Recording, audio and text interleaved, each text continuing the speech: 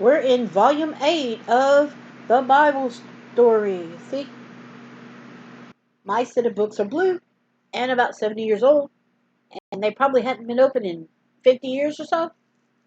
And we are at part 1,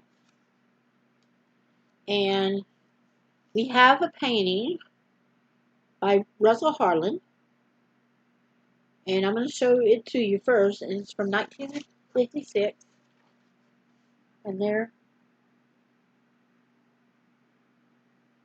in modern dress. Dad's in modern dress, the mom's in modern dress, and the little child in the bed is in modern dress. Only one's not is Jesus. And it looks like it doesn't have the scars in his hand, too. Which, I guess that was a mistake, but he's supposed to have scars in his hand. I mean, to me, it would. Okay. This says, Jesus was the Prince of Healers.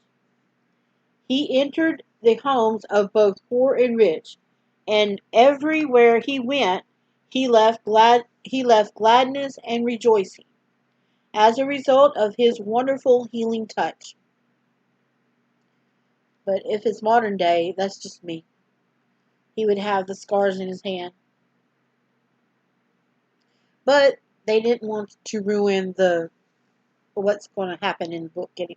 So, okay. So part 1, story 1, Withered Hand Made Whole. Thing has gone hard for the poor old man ever since he first felt the pain in his hand. He could remember the day it began. Then, as weeks and months had passed, it got worse and worse until his finger joints were all stiff and he couldn't bend his wrist. Later, his hand gradually shriveled up until it couldn't be used at all. What's that?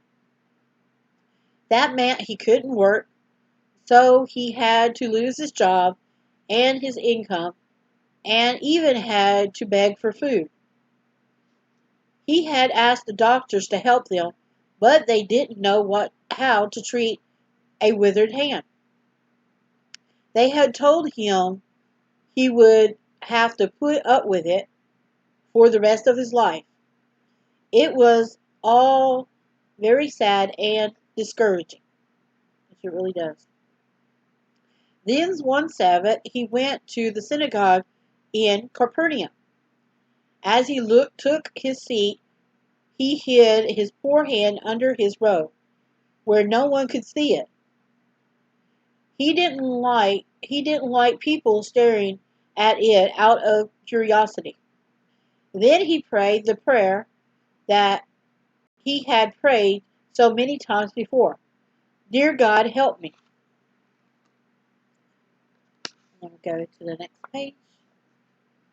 Suddenly, he became aware of that for some reason or another, he had become the center of interest in the synagogue. Everybody was staring at him. He was frightened, wondering what he could have done. Surely all these people were not just looking at to see his withered hand. No, not that. No, it couldn't be that, for he noticed that their heads kept turning from him to another man, then back at him. The other man the only they called okay. The other man was the one they called the carpenter of Nazareth. Now the carpenter himself was looking at him, and he felt the warmth of friendship and sympathy in his eyes. Arise, stand forth and in the midst, said the carpenter in a kindly voice. What, me? Yes, you. Wondering what it could mean, the poor old man, still keeping his withered hand covered, did as he was told. Now everybody was looking at him. "Stretch forth your hand," said the gentle carpenter. "My poor hand?" "Yes, your poor hand." Slowly he pulled it out from beneath his robe. Suddenly his eyes opened wide in astonishment. Then they filled with tears, for his hand wasn't withered anymore. It was just like his other hand. He could move his fingers. He could bend it at the wrist. He could touch his face. It was too good to be true. But it was true. Thank you, master, I can hear him saying. But other voices were not thankful. "He shouldn't have done that," grumbled one. "The idea of doing such a thing on a holy Sabbath," said another. "It's shocking," shouted a third. "The man is a lawbreaker and should be arrested."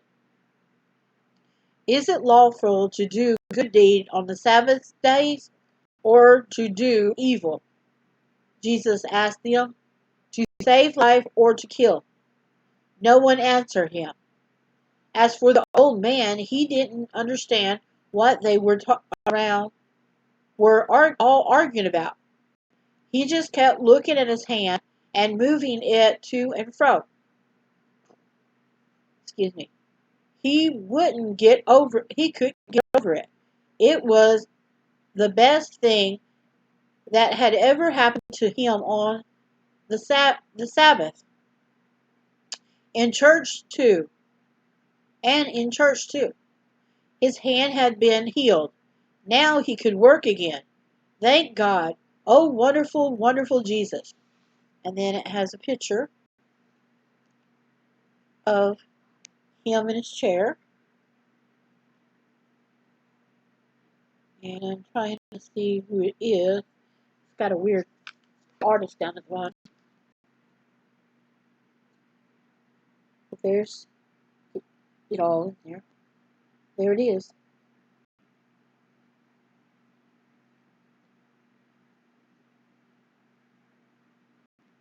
Him holding out his not withered hand again. Okay, let's turn the page. And that was the end of part one, story one. Huh. So, of course, like always, we're going to break and then I'll be back in just a bit.